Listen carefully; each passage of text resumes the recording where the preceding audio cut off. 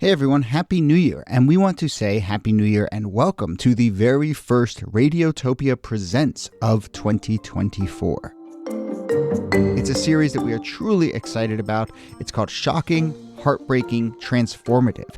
Now, this is from documentarian Jess Shane, who put out an open call on Craigslist and then worked with 4 strangers to explore the standard rules that documentarians and journalists use to tell their subject stories.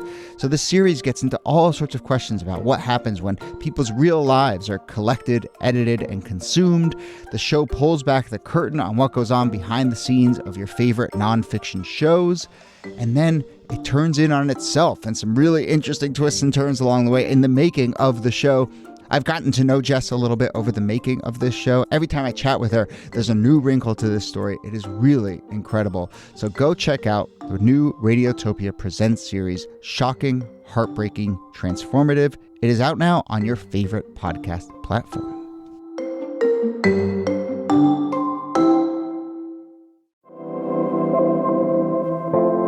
Hello and welcome to This Day in Esoteric Political History from Radiotopia. My name is Jody Avirgan.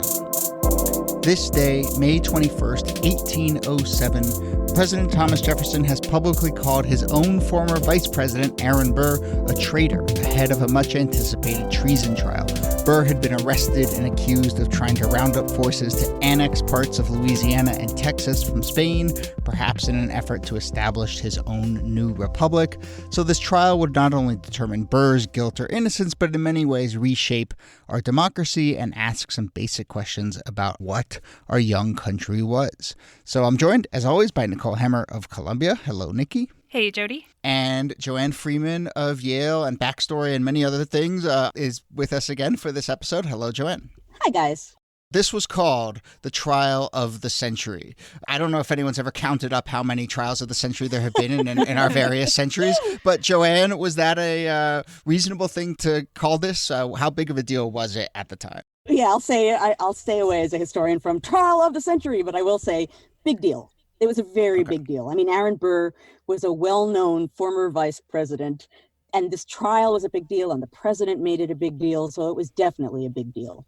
I think 7 years in, by the way, you're not allowed to call anything trial of the century. It's just way too early to make that call. You've got to wait a few decades. But Nikki, what's your sense of how big of a deal this was?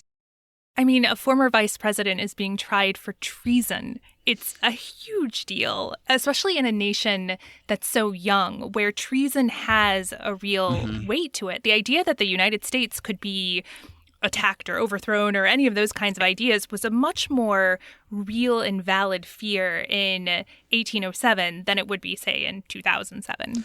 And in part because there's just a much closer memory of people literally having to choose a side, this country or some other country. Yeah, and it's the age of revolutions, right? They're happening all over the world. The U.S. itself had just gone through one. It just stood up a stable government for the first time. It had just traded power from one party to the other for the first time. Like, this was still a shaky experiment. And treason, as an insult, this was a generation that had just lived through a period when that was everywhere. And people were talking about it all the time, and it was destroying, really, American society. So even as a charge, I mean, now it has a power, but I don't think people really know what it means. And they definitely knew what it meant. That's what I was trying to kind of figure out in reading about this, is the distinction between treason as an aspersion and treason as an actual act that can be tried. Where did this land, along that divide?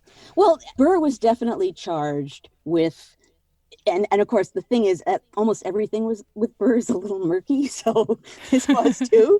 He was wandering out west for unknown reasons, seemingly maybe trying to create an empire for himself, maybe in league with a foreign nation, definitely with men who were armed and marching around. I mean, and he denied things and other people accused things. So even now, in a sense, there's a lot of haziness about it. But the accusation was that in some way or another, he was working with a foreign nation to either take away American land and create his own empire, or use Americans to create an empire. In one way or another, he was siding with another nation to act against the United States. It wasn't just, boy, you're an evil guy, you're a traitor. It was, you are in league with another country to do something detrimental to this country, and you need to be tried for it.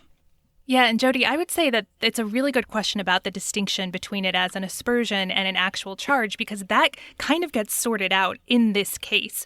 Because Chief Justice John Marshall, who's overseeing the treason trial, really narrows the definition of what treason is to this very overt act of attacking the United States or betraying the United States, as opposed to this sort of speaking against the U.S. It really has to be something organized and evidenced and overt in order for it to be treason. And it's one of the things I love about this time period is they have to define everything. And they're working to define everything. And the things that they're defining are pretty crucial. And this is a great example of that. What does it mean? What are we going to make it mean right now?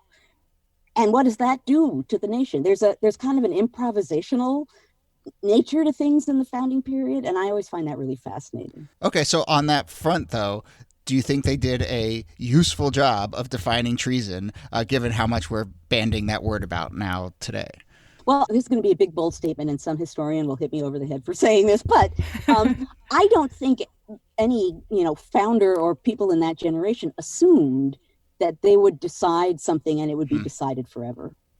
I think they thought they were setting a process in motion, and the Constitution represented the process, and that whatever happened down the road, you could go back to that process, and it would ideally help you get out of whatever comes down the road. So I think if you'd asked them, they might have thought, well, treason is treason. How else could you define it? But I don't think they'd be surprised that over time it came to have different meanings and interpretations. And in terms of whether they did a good job of it, I mean, in a way, they did something really important, because by making treason an act rather than a series of statements, they were safeguarding something that just wasn't safeguarded at the time. We're just a couple of years away from the Espionage Act, which made it a crime to speak out against the federal government. And this was something that was still getting worked out at that time, right? Sedition, espionage, how much were they crimes? And by making treason a very narrow crime and saving speech from being considered part of treason, something really important was being worked out in this trial. And they did a second important thing. Thomas Jefferson, President Jefferson, came out and announced publicly that Burr was guilty before the trial. Right? Sounds familiar. Right. In classrooms, I'm always like, look at this. Was this right or not? But, John Marshall and the court ruled in the way that they thought was fair to rule. And that was something too, right? That was a statement about, I suppose, in a way, separation of powers and the court and the role of the Supreme Court. So that was a significant thing to note about that trial too. Let's go through some of the echoes to today, because there are obviously a lot, even beyond just the word treason. So one is something you were talking about, Joanne, just like Burr as an interesting character. He's in this period where I think we're seeing this a lot with a lot of politicians now, where he's had his time in the political limelight, and now that's fading a little bit. And he just kind of I get the sense that he's just looking for action, because that's been his MO, and he's felt like, oh, well, I have power and I can mix things up and I can change the world. But now, I'm not actually anyone's VP anymore. So let me just freelance a little bit out west. I think we certainly see, maybe former mayors of New York City doing things like that these days. So how much is that of an element here? Well, for sure. I mean, so he had been in Congress. He had been on the national stage as vice president. He had run to be governor of New York and lost. So pretty much most stages he'd gone through. Yeah. And so I do think he was looking for the next frontier as to where he could go to get power. And I think the West was it.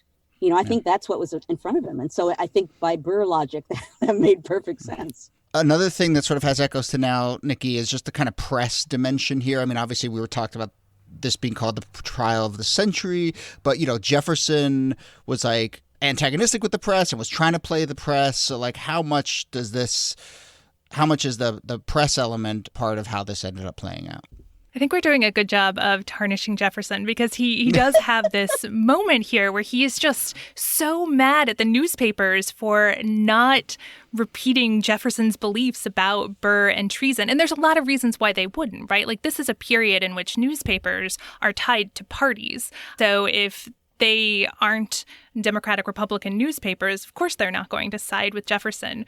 But because he can't get his storyline to be the storyline of this trial, he starts attacking newspaper. He says nothing can now be believed which is in a newspaper, and that people who read newspapers are actually just as poorly informed as people who don't read them. And so that attack on the press, which becomes a staple of U.S. presidencies, is something that Jefferson was definitely leaning into during this trial. One last question. We talked a little bit on the last episode, and a lot of the conversations tend to kind of mix what's the personal dimension versus what's the political dimension here. How much, Joanne, do we need to see this in personal terms between Jefferson and his former VP, Burr? How much was this really about personal animosity? Well, I think a key to really understanding this period is that those two things aren't very far apart, ever. It's a relatively small group of people who are on a national stage of some kind and feel personally invested. Some of these guys assumed already that they were capital F founders, right? So they're invested in it in a personal way. And because people didn't assume that there were parties, they didn't like them, they thought they were self-interested. If you aren't operating under some kind of banner, I am a Republican, a lot of what you were operating under as a politician was your reputation. So a really powerful way to destroy a politician was to destroy his reputation. So politics in this period is just dirty, rotten, and nasty, and filled with all sorts of crazy personal attacks, because that's the best way to defang your opponent. Well, that certainly sounds familiar. So we're going to end it there. So just to recap, we have, said some interesting things about the past. We have tied it to the present, and we have slandered Thomas Jefferson. So I think we've accomplished everything that we try and do. They're going to take away my diploma at UVA. All right. Nicole Hemmer, thank you, as always. Thanks, Jody. And Joanne Freeman, thanks to you. Thanks for joining us for these last two episodes. You're one of these people who always has a million things going on. So what are you up to, and where can people find your work? Well, they can definitely find me at Backstory Radio. And I'm right now working on a book called Hunting for Hamilton, about finding people in the past. And since I know Hamilton so well, he's the guy I'm hunting for. But those are the two things I'm up to right at the moment. All right. Thanks again. This Day in Esoteric Political History is a proud member of Radiotopia from PRX. You can find out lots more about the show, including how to suggest a topic at thisdaypod.com. Our social feeds, we're really close to hitting some cool milestones in terms of audience size. We're really happy with how those are coming together. So please follow us on Instagram and Twitter, or spread the word to someone else who might like to follow us on Instagram and Twitter. Both of those are at thisdaypod. Our researcher and producer is Jacob Feldman. Next week, we will be back with a new guest, Akilah Hughes, to talk about the moment which feels even more preposterous now, when 5 million Americans came together to hold hands for 15 minutes. My name is Jody Avirgan. Thanks again for listening, and we'll see you soon.